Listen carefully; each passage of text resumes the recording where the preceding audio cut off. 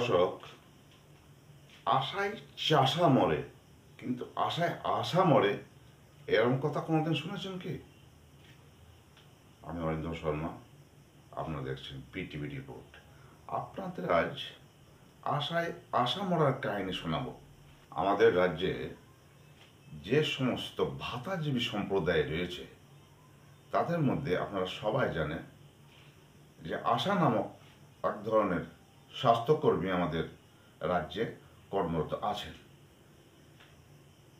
প্রথমেই আমি দুঃখ প্রকাশ করছি এই কারণে, তারা স্বাস্থ্যকর্মী নয়, স্বাস্থ্যকর্মী হিসেবে তারা এখনও স্বীকৃতি পায়নি। তাদের বিভিন্ন দাবি দায়ের আন্দোলনের মধ্যেও কিন্তু এই দাবিটিও আছে।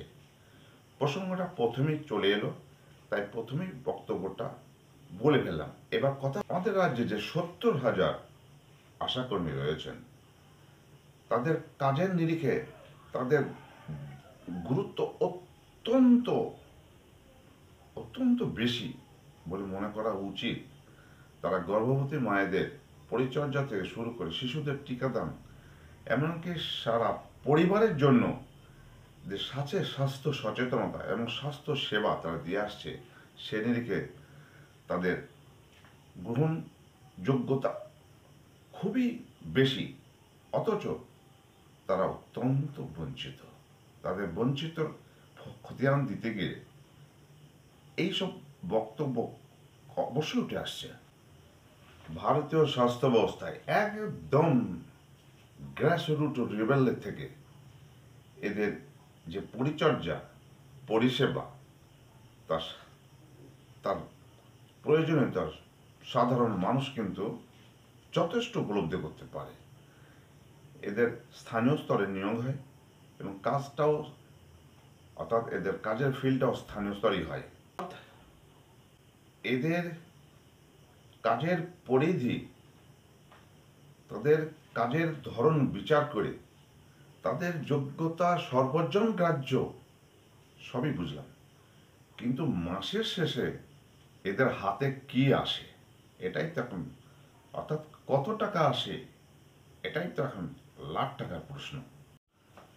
কেন্দ্র সরকারের ইন্টেনসিভ সহ রাজ্য সরকার দিয়েও কিছু সব কিছুই মিলিয়ে সাকুল্যে এদের হাতে এই মুহূর্তে 5,250 টাকা মতো আসে।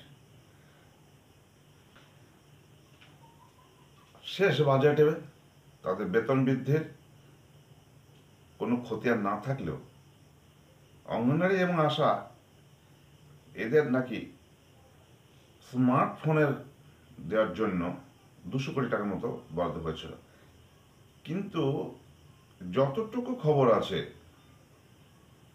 সিংহভাগ আশাকর্মী এবং তার সঙ্গে সাইকেল বরাদ্দ ছিল, আশাকর্মী সাইকেল এবং স্মার্টফোন পেয়েছে বলে মনে হয় না। অথচ এই দুটি জিনিস আশাকর্মীদের স্বাস্থ্য পরিষেবা চালিয়ে যেতে গেলে খুবই প্রয়োজন। তারা বাড়ি বাড়ি ঘুরে এই যে যোগাযোগের কাজটা করে, সেখানে একটা সাইকেল অত্যন্ত প্রয়োজন, অথচ সেটা তারা পায়নি বা পাচ্ছে না। ফোনের ব্যাপারটাও তাই, ফোনও সবাই পায়নি, সবাই মানে কি সিংহভাগই পায়নি। এবার তারা যখন এত বড় একটা ভাইটাল কাজ তার রাজ্য সরকার করছে, কিন্তু সেই ধরনের সুযোগ সুবিধা তারা কিন্তু অনুকূল পরিবেশ সৃষ্টি করার জন্য তাদের ভাগে কিন্তু জুটছে না। এদের যে নিজস্ব কাজ আছে, স্বাস্থ্য পরিষেবা কাজের বাইরেও আমার জ্ঞানত, আমার জানা আছে, এদেরকে বুথ লেভেল অফিসার বা বিএলও পদেও কাজ করানো হয়। এই বিএলও কাজটা আরও ভাইটাল, খুবই কষ্টদায়ক এবং সময় সাপেক্ষ। বাড়ি বাড়ি ঘুরে ভোটার লিস্ট তৈরি করা, সংযোজন, বিয়োজন, ভোটার লিস্ট বিলি করা, প্রতি মুহূর্তে ইলেকশন ওসির অর্ডারে ব্লকে গিয়ে মিটিং করা, তার একটা টিয়ের ব্যাপার আছে। চারিদিক দিয়ে এদের কাজের পরিধি এবং পরিশ্রম কিন্তু বেড়েই চলেছে। ভবিষ্যৎ নিয়ে সরকারের একটা ছিনিমিনি খেলা দেখা যায়। শুধু আশাকর্মী নয়, সমস্ত ভাতাজীবীদের ক্ষেত্রেই ওই একই ধরনের উদাসীনতা সরকার দেখা যায়। এবং দেখা যাচ্ছে এদের ক্ষেত্রেও। পশ্চিমবাংলা ছাড়া অন্যান্য রাজ্যে আশাকর্মীদের বেতন অন্তত 10,000-এর কাছাকাছি। প্যারা টিচারদের বেতনও কিন্তু পশ্চিমবাংলা ছাড়া অন্যান্য রাজ্যে 20, 25, 30, 35 এইরকম লিমিটেশনের মধ্যে আছে। কিন্তু প্যারা টিচারদের এই রাজ্যে যেমন বেতন কম, আশাকর্মীদেরও বেতনও সেই তদনুরূপ। এইবার সার্বিক একটা আন্দোলনের মাধ্যমে আশাকর্মীরা তাদের সুযোগ সুবিধা বেতন বৃদ্ধির জন্য চেষ্টা চালিয়ে যেতে পারে, চালিয়ে যাচ্ছে। যে সরকার আন্দোলনের মাধ্যমে সরকারে এসেছে, সেই সরকারের কাছ থেকে দাবি আদায় মানে প্রাপ্য দাবি আদায় করার জন্য এই আশাকর্মীরা একটা বৃহত্তর আন্দোলনে যাবার একটা প্ল্যান পরিকল্পনা করছে।